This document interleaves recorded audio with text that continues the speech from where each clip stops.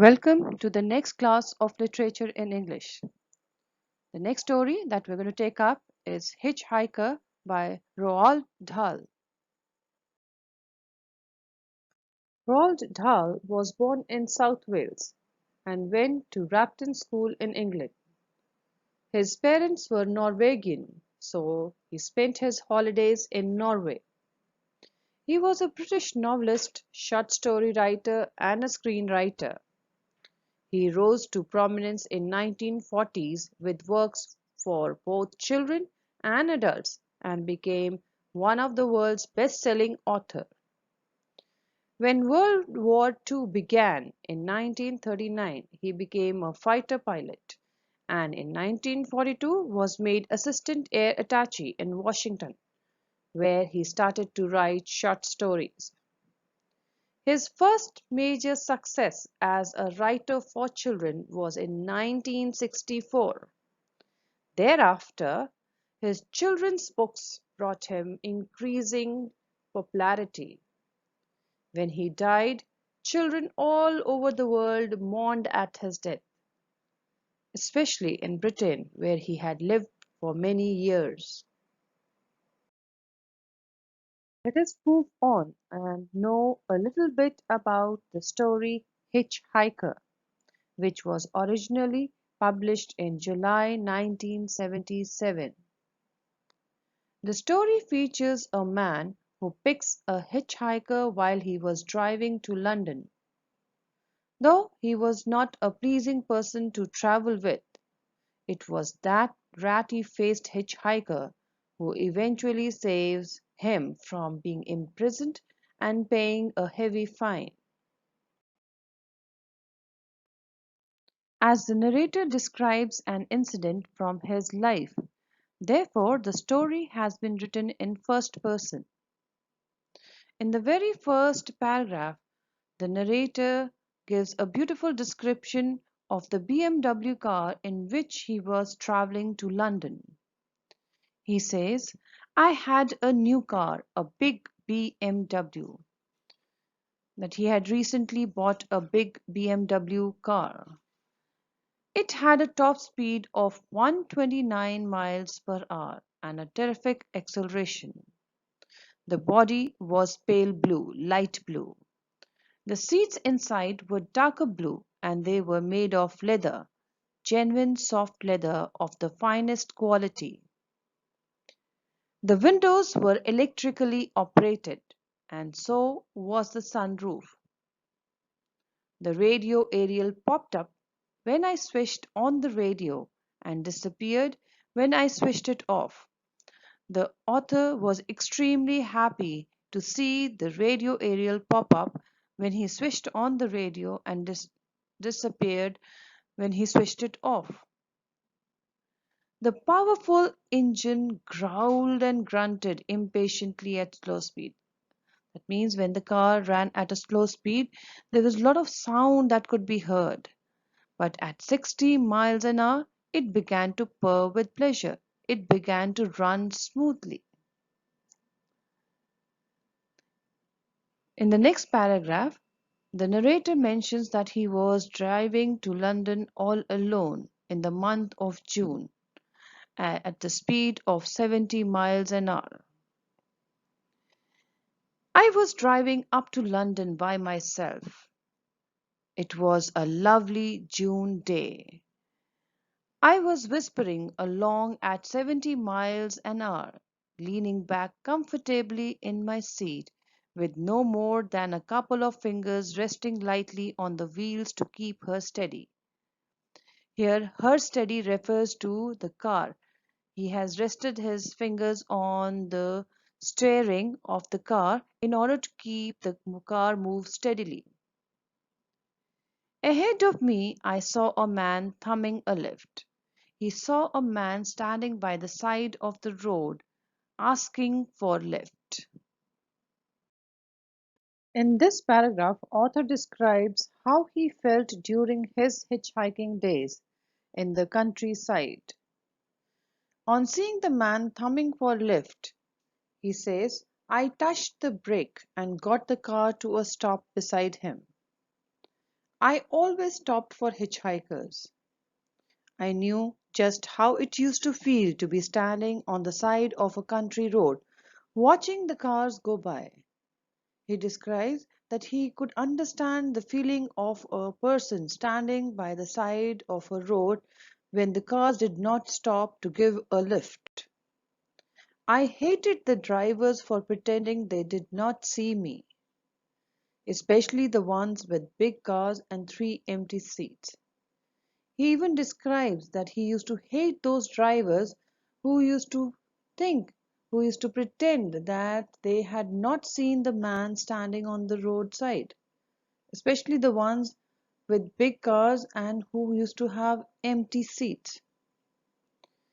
When he brought the car to a stop, the hitchhiker poked his head through the open window and said, "Going to London, Governor?" "Yes," I said, "jump in." The author replied yes and asked him to join. He got into my car and I drove. The hitchhiker got into the author's car and they drove towards London. In the next paragraph, the author gives the description of the hitchhiker. He says, "He was a small, ratty-faced man with grey teeth. His eyes were dark and quick and clever, like a rat's eyes, and his ears were slightly pointed at the top. He had a cloth cap on his head, and he was wearing a greyish-coloured jacket with enormous pockets, with big pockets. The grey jacket, together with quick eyes and the pointed ears, made him look more than anything like some sort of a huge human rat." After looking at the hitchhiker carefully, the author asked him, "What part of London are you headed for?" That which part of London was he going to? At that moment, the hitchhiker replied, "I'm going right through London out the other side. I'm going to Epsom for the races." He told the author that he was going to the other side of London. He was going to a place called Epsom for the races. "I wish I were going with you," I said. "I love betting on horses." The author expressed his desire to join the hitchhiker, for he too loved betting on horses. "I never bet on horses. I don't even watch them run. That's a stupid, silly business." The hitchhiker said that he doesn't bet on horses, he doesn't spend money on horses, nor does he watch them run a race. He finds that to be a stupid, silly business. At that moment, the author asked him, "Then why do you go? Then why are you going to that place?" He did not seem to like that question. His little ratty face went absolutely blank, and he sat there staring straight ahead at the road, saying nothing. At that moment, the hitchhiker did not reply. It seemed as if he did not like the question of the author, and looked straight towards the road, saying nothing. I decided not to question him any more. At that moment, the author decided that he would not ask any more questions from the hitchhiker, for he was reminded of his own days. I remembered how irritated I used to get in my hitchhiking days when drivers kept asking me questions. "Where are you going? What are you going for? What's your job? Are you married? How old are you?" and so forth. I used to hate it. He described he was asked a number of questions by the drivers, and he used to hate all the questions that were asked from him at that moment.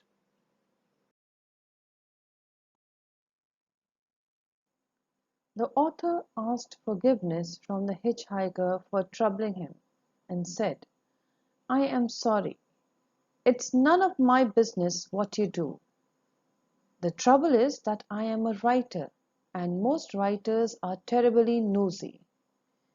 He tells the hitchhiker that as he is a writer by profession, therefore he has a habit of poking his nose into everyone's life. He wishes to know more about people. At that moment, the hitchhiker asked him, "You write books?"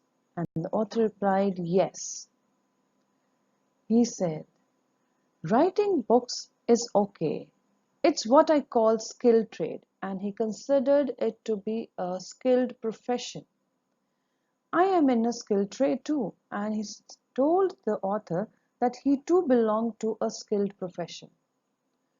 "The folks I despise are them that spend all their lives doing routine jobs with no skill in them at all."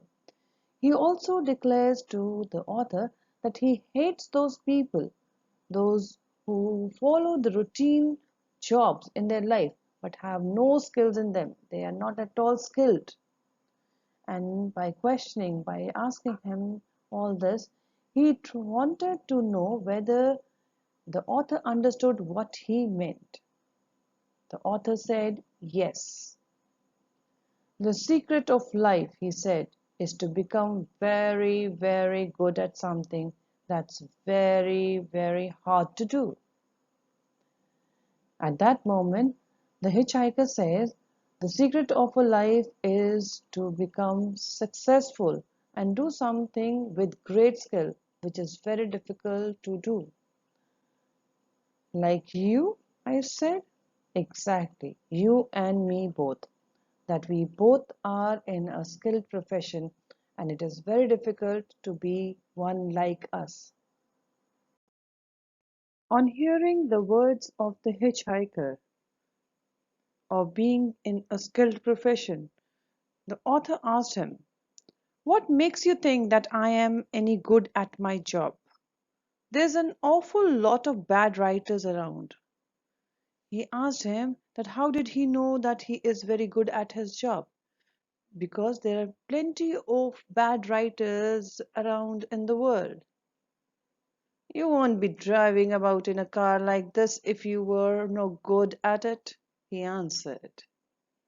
He replied that if you were not a good writer, you would not have such a beautiful car with you. "What can she do flat out?" he asked. And immediately after that, he asked that how fast could the car run? And the author replied, 129 miles an hour. And he asked me to open her up and prove it. When the author told the hitchhiker that the speed was 129 miles per an hour, the hitchhiker asked the author to prove it. I pressed my foot on the accelerator. The big car leaped forward as though she had been stung. In 10 seconds or so, we were doing 90. As soon as the hitchhiker asked him to prove it, the author pressed his foot over the accelerator and the car started moving very fast. Within 10 seconds, the speed had touched 90. "Lovely!" he cried. "Beautiful! Keep going!" I had the accelerator jammed down against the floor and I held it there. The author put his foot against the floor of the car and had kept the accelerator over there in order to speed up the car. On seeing the car accelerate, the hitchhiker shouted, 100, 105, 110, 115, 120! My passenger was jumping up and down. He was so excited that he was jumping on his seat. "Go on, go on!" He asked the author to even speed more. "Get over up to 129," and he asked the author to speed it up to 129. At the same moment, The author heard the scream of a police siren. It was so loud that it seemed to be right inside the car, and then a policeman on a motorcycle loomed up alongside us on the inside lane and went past us and raised a hand for us to stop. On hearing the siren, when the author looked outside, he saw a policeman on a motorcycle. He crossed them and gave an indication with his hand for them to stop. Once they had stopped by the side of the road, the policeman got off his motorcycle and leaned the machine sideways on its prop stand, on the side stand. Then he took off his gloves and placed them on the seat of the motorcycle. He was in no hurry now. He had us where he wanted us, and he knew it.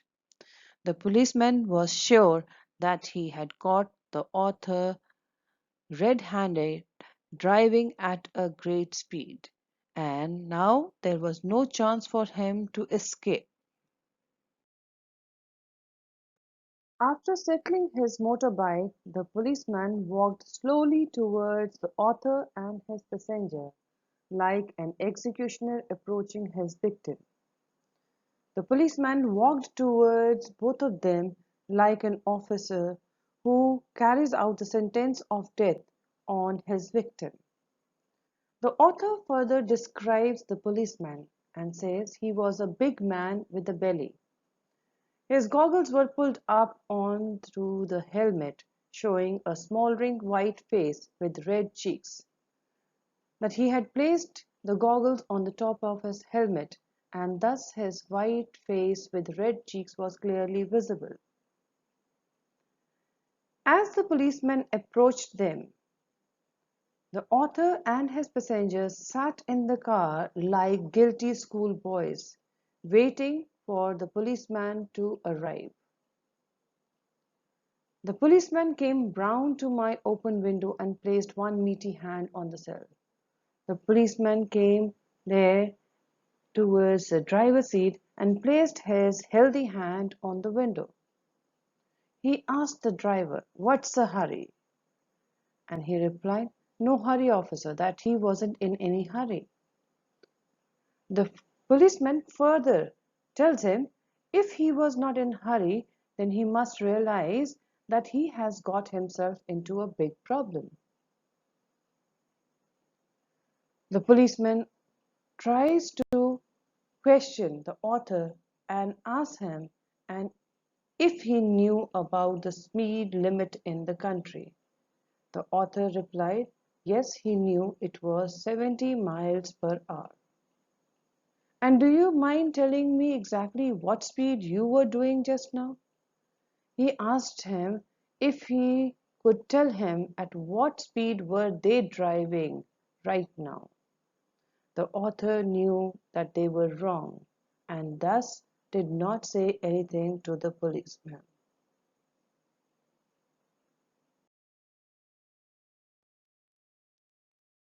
We shall continue with the story in the next video and find out how much fine did the author pay for overspeeding.